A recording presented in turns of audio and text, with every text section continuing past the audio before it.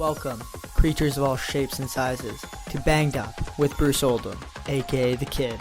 This is an action sports podcast, the likes of which the world may never have seen before and may never see again. I hope you guys enjoy.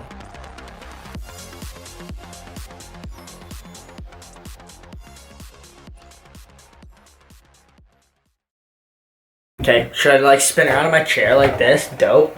Quarter spin. Alright, welcome to today's podcast. Today's guest is none other than Patrick Lindsay. He's a good friend of mine. We go way back. Huge skier, and today we talk about his career coming up as a young skier. And he's a person that's been plagued with injuries, so we go into his injuries and basically what happened to him and talk some shit and have some fun together. It's a good time catching up, and young Patty's moving in with me, so he'll be around tons and tons in the next 2 to 3 months. So stay tuned. It's an awesome podcast. We get into it, talk some shit, have some fun, and go over some skiing highlights and unhighlights. So yeah, enjoy. So since you're our first guest on, you're a test guest, okay? So you're kind of like the beauty pageant of the podcast. We're gonna see if we can we're gonna see if the screen recording works to keep your face on the screen the whole time. I'll put it up in the episode. You can look good as you always do. I look good. I haven't shaved in like a week. No, I was gonna say you look a little greasy, but I got a bunch of questions here, and I guess we'll just talk shit and see what happens. Worst case, I'll get the audio recorded, and if the screen doesn't record, we'll just say fuck the screen. But yeah, and then most of us are on AIDS Wi-Fi, so hopefully this works. No, I'm actually balling out in the data for this. I'm booing data. Oh shit! Yeah, well, I got. You rolling in unlimited data these days, or you not? I'm totally rolling in unlimited data these days. But if we break, if we break that 10 gig barrier, though, the data goes down to the straight cancer Wi-Fi data after that. All right, Pat. Well, it's good to have you on the podcast, big guy. You're moving in with me and the kid in what, like literally 5 days. So that's gonna be exciting. 5 days. Yeah. If you guys watch the vlogs or anything like that at all, there'll be tons of dope content with this young buck here coming up. His beautiful face will be. Young anymore, but our beautiful faces will be blessing your feed. All right, well, Pat, kind of the first thing I wanted to bring up is it's exciting to have you moving in, first of all, but I want to talk about basically your story to date. So, Big Patty, lead the way. Well, tell us a little bit about Patrick Lindsay. So, you grew up in Arnprior. Arnprior is... No. White Lake. White Lake, Arnprior. A little bit scummy. White Lake's got a bit more class, you know. White Lake's got more class than Arnprior. Okay. Basically, my family's pretty well known around here. My grandfather made a name for himself. Lots of businesses, land owning, stuff like that. So growing up, didn't have really internet, TV, or anything, but had free range, dirt bikes. You know, you'd hunt, boat, whatever you want to do. Raced dirt bikes for a while, which. I mean, that was fun, but to be honest, it was terrifying. Yeah. So I was more interested in go-karting and stuff when I was younger, but it just got to be too expensive. Like, to do that is a ridiculous amount of money. Yeah, and then you got into skiing as well. Like, you're obviously, I met you through skiing. We're good skiing friends, but how'd you get into that? Well, I was snowboarding. Could not figure out how to make it work whatsoever. Could do a 3, but I mean, I've been doing it for 2 years, and I'd worked up to a 3. Broke my wrist. Sucked. And then I remember I broke a binding, and I had these garage sale Solomon Fishers, like those white ones with the orange in them. Yeah. And I was at Saint-Sever in Quebec, and I tried those on and managed to do some 3s. I could hit boxes and stuff. Decided to do that full time the following year.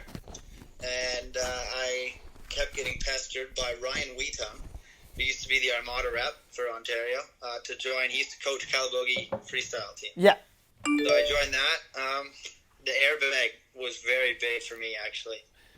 Growing up, we had a trampoline and used to jump in the lake and all sorts of stuff, so I could always do flips. In terms of skiing, I was always better at jumps over rails anyway. The airbag, Marc-Andre Tarp is he owns Airbag. Acrobag, I believe, is the official business name. But he came to circuit around like Calabogie, Edelweiss, Fortune, Cascade. He did it 2 years in a row and got to know him pretty well and went to all the stops, which was huge. Developed an air sense pretty quick. So I kind of jumped from Calabogie to NCR to provincial team in like 3 years. Yeah, because you got really good at skiing real quick. I hadn't skied until grade 9.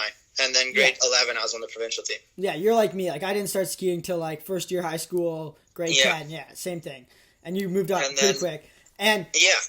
like, basically, obviously, for you and me, skiing's kind of just like a fucking huck fest. We're pretty much known for just launching meat and stuff like that. We are Exactly. big participants of the wrench, as we like to It, call it it. looks like that, but at the same time, if you look back at all the hours spent on tramp and ramps, you never really lose where you are in the air. It's a calculated wrench. We both have good air awareness, so we don't usually land on our heads, but we do like to put Most ourselves. of the time, if you're trying something ridiculous, you'll land and you'll die doing a cork 7 when you just something went wrong. Yeah, and skiing obviously filled that kind of gap for you where you just like to send, because I know you personally now. These guys don't, but like you do a lot of dumb shit in general, like a lot of stupid sendy dumb shit. Like there's a couple of motorcycles, snowmobiles, all that stuff. Yeah, see how far, how fast, how big you can jump them. Drift cars on the lake, whatever. Jumping off 100-foot bridges, all that. Not stuff. a lot scares me. Snakes really are the only thing that scare me. So that kind of opens up options to do a lot of dumb stuff with lack of fear. Dumb stuff that don't involve snakes. All right, well, anyways, tons of crazy shit as a kid growing up. Kind of like me, kind of like most kids that get into skiing. Coming up and competing as a young skier, you're definitely very dedicated. I remember first year meeting you on the team. You were always the first one in bed. You were always the first one. You're always the one getting like good sleep, stretching, doing all that stuff properly, and taking it really seriously. But you did like to have your own fun, do your own little things. So what's the craziest story from one of our ski trips or your ski trips before I was on the team that you can think of to date? Because we did a lot of, like, I don't want to underrate this at all, but we did. Candid? Is it allowed to be streamed? Yeah, we're allowed. The podcast is open, so we're allowed to say whatever we want whenever we want. Like, we're young skiers. Highlight of the entire everything I did with skiing, New Zealand was the highlight for sure. First year on the team, so there was still some guys. Like, Ontario team used to be set up OPPT, OPPA. So back when we started, there was NCR, which was the National Capital Region, and then SOR, Southern Ontario region. So you get to those regional teams, that's kind of how you got pulled up. And from there you go to OPPT, which was coached by Saxon Giddings, and then OPPA, which was Pat Walsh. So kind of moved your way up. But at the time, we stayed at the Purple Cow Hostel in Lake Wanaka. Yep. And we had pretty well 2 teams of 9. So there would have been 18 guys from Ontario, plus the BC guys. So like Patty Dew was there. Tyson was there, Olan. There's a bunch of guys there for sure. So we'd always tramp together. We'd see each other at the gym and at the hill. But one night I remember we were out drinking on the beach at it was just a playground, and you got to kind of envision 30 underage kids, very belligerent at a park. Yeah, and I can imagine that ends up. Police come, and I remember everyone just scattered, and everyone's sprinting down the beach, and you could see another cop car coming to cut everybody off. I think a good chunk of them got stopped, but I ended up making it back to the hostel, and our coach was there, and then I just kind of remember looking at him being like, "Yeah, you could talk to somebody else." Just kind of avoided that, but that was definitely a fun night for sure. Yeah, Charlie Lavier didn't pan out very well that evening. No, I was going to say that's a pretty tame story for all those things that I personally have been through with you, and we've been through on the team together. But I like it. We'll keep it somewhat respectable in the podcast. Yeah, we don't want to we don't have to let them into all the secrets just yet. No, we can't throw anybody under the bus that hard this early on in the series. We'll wait till we have a few more listeners, and then we'll get some more of the OG ski crew out and throw some more people under the bus and tell some real stories. Sure. All right. Well, I remember one time me and you were in Quebec for the last contest of the year, and we were looking around for Pat, and we couldn't find him anywhere. And you had gone and climbed to the top of a cell tower that was probably 300 feet in the air at the top of a ski hill, just by yourself. What drives you to do shit like that? I don't really know. I think basically I was trying to. I remember correctly, that was the Step Up tour at Liverlay. Yeah. In 2016, and I remember I was trying to do a run. I was trying to do I was doing left fork 9 blunt to switch right 10 lead stale. Yeah. And then I think I was doing switch 2 back 4 other way, switch 2 super Allen to 2 preps 2 on the old OG stair set at Liverlay on the middle rail. Yeah, the classic one. And I basically could do it every time, except every time I messed something up in the rail line. And I just couldn't figure it out. And I basically had been because I got there day 1, figured out my run. Day 2, landed everything, and then tried to start linking it up, but couldn't do it. So I just wanted to kind of get some fresh air. So I basically ran up to Stoneham, went for a run up the hill, got to the top, was going to come back down. I was like, oh, there's a nice tower here I could climb up. Figured I might be able to see Quebec City. So climbed up to the top, and it was very nice up there, I must say. Yeah. All right. Well, as you and I know, your life is full of dumb shit, and I know there's gonna be tons more coming this summer. And we're actually gonna go and do stuff unlike last summer. We're gonna throw some shade, do some carnage. But this is gonna be an interesting question for you, young Patty. So we're gonna throw some shade on your ski career. So basically, your ski career got cut a little bit short, and you were doing very, very well for your competing that season and going into the next year. And you're a guy that's been plagued with injuries. And like I said, skiing's one of those things that shit happens and people get fucked up. Yeah. But I think it would be kind of cool if you talked about all your injuries with all these people on the podcast. And a lot of these guys get injured and they get super bummed out and they don't keep going. And you're somebody who's been through it all. So tell them your story. Let them know what you think. And yeah, for sure. Well, I'll kind of go back kind of where I left off when I was talking about how things started for me. I used to be coached by Saxon Giddings. Ran into him. He's from Ottawa. Me too. I ran into him at Junior Nationals when I was on the Calabogie team still. Coached me on NCR. Coached me on my first year of OPT. So we were very close. I was full of ADHD, and he used to spend all his time disciplining me. But eventually we kind of became friends and, had a good relationship. And he knew that, like, when you're on a ski team, you'll have athletes who are like, no, I don't want to do it because they're late. I don't know why. They're pussies. But I would never say no. Like, if he used to try, and he used to always have to rein me back. So I'd be like, I want to do doubles. He'd be like, no. He wouldn't let me do doubles a whole season because he wanted my singles to be good. Yeah. So, but that changed the game for me because I could do any direction, like switch, straight, left, right, anything up to a 10 with pretty well any grab. Yeah. And I could play with my axes because I spent so much time doing it. So if I said no to him, because I'm like, no, I'm not doing that, there was a reason. Whether it was weather or I had equipment malfunction, he wouldn't question it. So then when I moved up to OPPA, I hadn't really had a lot of injuries. I toned both rotator cuffs and both shoulders, which separate is injuries. Kind of minor in the grand scheme of things. Yeah, it basically takes you out for a month. You got to kind of rest it for a week and a half, 2 weeks, and then slowly start. If you go too fast, you'll make it a lot worse. I dislocated both thumbs trying to ski half pipe at the Copper Mountain Rev Tour. Yeah, that'll do it.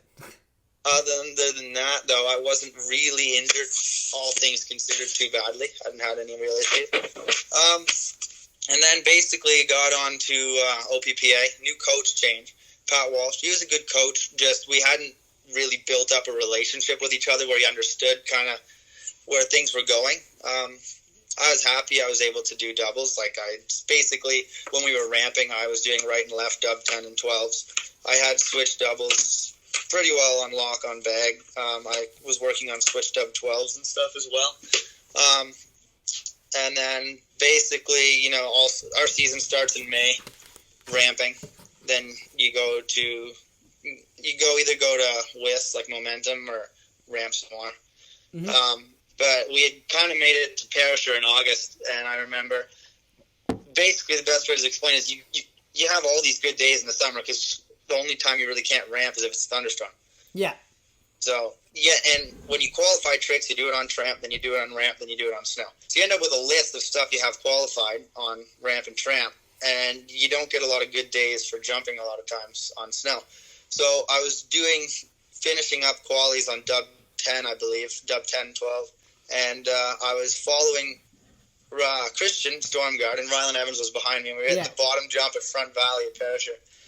And I didn't want to do doubles. I had told Pat no, like 15 times. But eventually he's like, just do some setups. We'll see how it works. So it's basically just doing a big hips up, cork 7, like, progression. And they had changed the jump for a snowboard competition. It used to be the faster you went, the higher you went. Now, if you went fast, you were pretty well aft at that point.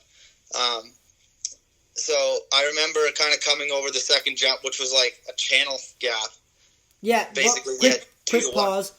I was there that day, and I hit that channel gap second run of the day, and I went, because it was so windy, right? Yeah, tailwinds were unbelievable. And I hit that channel gap, and I went dead flat and just called it a day and stopped skiing after that. And I saw you guys keep going, and then obviously we had managed to kind of keep it okay in the top too. The thing you got to it's kind of hard to explain, but the front valley park, the hill's kind of mellow, and then it drops kind of off, and the last jump is almost built on flat. Yeah. So you you have a tailwind on the top two jumps, but when you're riding into that bottom jump, you have like shelter from the knuckle of jump two because it's so high. Yeah, so you can't tell. Exactly. So we had went a little big on jump two, but we were like, all right, it's fine, whatever. We were coming in, and I remember following Christian, and he was probably not. We don't leave that much of a gap whenever we train into jump. So he might have been like 30 feet ahead of me, and I distinctively remember hearing Pat Walsh yell "stretch," which is a no-no, which means he's going too fast. And right around that point, I started to feel like my weight was lifted from the tailwind because it was that strong. And I set up the T-set, and basically it was just kind of one of those things where it all slowed down. I could hear Pat yelling "stretch" at Christian. I could hear Pat yelling "stretch" at me. And I basically just kind of it went silent for a second. And if you've done a cork 7, you'll know exactly the point when you roll around and you see the knuckle. Yeah. Except the knuckle was like 20 feet below where it was supposed to be and about 30 feet behind. So it was just one of those oh fuck moments. And basically just opened up as big as I could. To this day, still don't know how I landed on my feet. Because I had like 2 seconds more airtime than you normally have on a jump, which is like 2 years when it comes to something like that. Gapped the whole landing on a 65-foot table, which is about 100 feet. Landed completely flat from about 60 to 80 feet. Broke both my heels, blew both my ACL, MCL, and meniscus. Yeah, you really did yourself in. I was there for that. Yeah. And I'll firsthand, I'll collaborate to this story. You went like a solid 100+ feet in distance to flat, and you went probably 60, 80 feet in the air. As soon as I took off, the air just kept like picking me up. Like it was like somebody had stepped on the gas. Like it was the worst feeling in the world. Basically Pat said, "Oh, you just bruised your heels." Tried to stand up. First off, I crawled off the landing because I didn't want to get hit. Park etiquette. Can't stand in the knuckle. No, park etiquette is key. And then basically Christian Stormguard didn't go quite as big as me, but he rolled his 7 to a 9. So he was able, like, if you're overshooting a jump and you land switch, it's way better than forwards. Yeah. If you're knuckling, it's the other way around. You want to be forwards. But he caught, like, the last bit of tranny switch, kind of, like, was, like, bruised or whatever, but wasn't severely hurt. He piggybacked me down, got taken to the hospital, had x-rays, broken heels, casted. Didn't know at the time about the knees, really. Basically from there, that was a long road. It took 2 years. Yeah, you recovered well, and you came back, and you did ski. Yeah, well, like, I actually came back in the Yukon in November of that year. It was 2.5 months. I remember I was doing right dub 14s on ramps, like, 2 months later from my heels, because it was just hairline fractures in the heels. Wasn't that bad. I think the one, they didn't even put me out. They did, like, a small surgery on the one to check, like, a chipped bone or something, but they literally just froze it and did it. But I didn't know about the knees, so basically I ramped. I had knee pain in one knee, so I just brace on it anyway, not like a full ACL or anything. And then I went to the Yukon, and then I believe I was in Breck that year afterwards, and I just kind of fell off a rail early on a 2-on Rayfed, and I got MRIs, and that's kind of when I found out, like, that they were both blown fully, and then from that point on, it was a full, like, that was 2016 to 2018 when I was... Yeah, and that kind of put your ski career on hold. And, I mean, last year, me and you lived together when we went to school. I mean, unfortunately, I dropped out, obviously, because, the kid. But, still skiing. Yeah, we went skiing, like, almost every single day, every single night at Mount St. Louis, and we had tons of fun. And, like, you obviously... I honestly enjoyed it more. Like, when I was skiing on the team, it was so much fun. But, like, you're there to win. Like, I was there to win. Like, not that I didn't want to, like, I enjoyed myself for sure, but, like, I was at the gym 6 days a week. I had a trampoline in my backyard, 2.5 hours a day, literally just progressions. Yeah, no. 2-piece, 3-piece, 1-piece, whatever, for doubles. But then whenever I quit, like, not that you're not trying to make friends and stuff, but, like, when you're in the mindset of competition, if you're really competitive, if somebody's good, you won't get along. Well, for instance, me and you are, like, best friends now. We literally didn't even hang out till, like, probably 2.5 years ago when randomly I met you at the ski hill at Mount St. Louis again, and we started hanging out and just became best friends after. But when we first met on the ski team, me and you did not like each other. We did not get along well. Because definitely not. Like, my mentality was just different. Like, I was there. And part of the reason I remember is because, like, you used to do dub 10, like, screamings and 12s and screaming and stuff. I always wanted to mess around on ramps, but I was not allowed. So just getting to see everybody else get to do it would just piss you off so much. And I was also super competitive, and you were also super competitive. So we're kind of like both gunning for that spot. But obviously, you were definitely way ahead of me back then. And at the time, not anymore. You had a little series of unfortunate events, which is the way it goes. But anyways. Exactly. When we ended up meeting up, I remember, though, your mentality changes after stuff like that. You kind of just fact check. Like, I wanted to ski at that point, and it was like I didn't want to go back to a system where everyone's dub 10s look the same, and I got to do this all the time. Oh my God, man! I just want to ski. So when you get back, you're just so happy to be there, and you're so happy to ski with everyone that it totally changes your perspective on things. It's kind of where I am now. I've had to have another knee surgery since time we're talking about now. You blew your knee last year? Yeah, I was actually working at Mount St. Louis as park staff, and I hit like a death cookie with my boots undone, skiing down the hill. And I had already, basically my one knee surgery didn't heal properly. The muscle, the way the bone screw went in, something went wrong. Yeah. Anyway, so I had to have another knee surgery, which was May of last year. So I didn't do much skiing this year being in Ottawa. I was in BC for 2 weeks in Revy and kicking horse, but other than that, Yeah. So basically 3 knee surgeries, 2 heels, couple other injuries along the way, couple concussions for sure. Bit my tongue in half at Momentum one time. Yeah. Multiple chipped teeth. Yeah. One dedicated ass skier. Anyways, you got a business degree under your belt. You're a smart cookie. You got a lot of plans. You're very ambitious. You're very much an entrepreneur. So if anybody wants to work with this kid, hit him up. But what's next for you? Because the world is your oyster, and you got knowing you're going to be doing some big things. So what's next in the plan? Basically, my plan, I've spent 6 months, me and Bruce, put it kind of back a little bit. We used to work for these wealthy guys as caretakers in the summer. So being out, being active. At the end of the summer, you're so burnt out. Yeah. You kind of just forget what you're doing. So I was like, at the end of last summer with my knees, when I was just like, I don't want to do this anymore. So I got a job working for like BRP, Bombardier Recreational Products, like Skidoo, Sea-Doo, stuff like that. Yep. Which I liked, but I don't want to work a desk job. I definitely love business, but if I'm going to be doing something in business that involves me working behind a desk, I'm going to be working for myself. Yeah. Or I'll be in like one of the owners of the business, so to speak.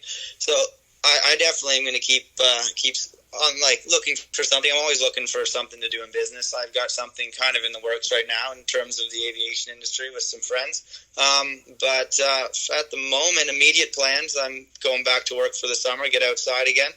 And then I'm going to hopefully get into firefighting, get my firefighting seals and stuff. And then I want to do wildfires, what I'm thinking for the next few years. A lot of traveling, being outdoors, stuff like that. And, those guys are crazy guys. So I'd like to be a part of that crew for sure. Well, I mean, you're moving in with me, and we got a lot of dumb shit planned. First of all, I'm going to make a pact with you right now on the podcast so we can't get it broken. But we've been talking about getting our skydiving license every year, and we've just been too broke to do it. But I think this is the year that it has to happen with the quarantine Trudeau money. We might just have to put the Trudeau money towards the skydiving license. Trudeau dollars. It's on the list. It's been on the list for 2 years. I've been skydiving more than once, but at this point, I just want my license. The motorcycle licenses have came, the other shit has came, but we haven't got around to the skydiving license, and that's something that's definitely on the list.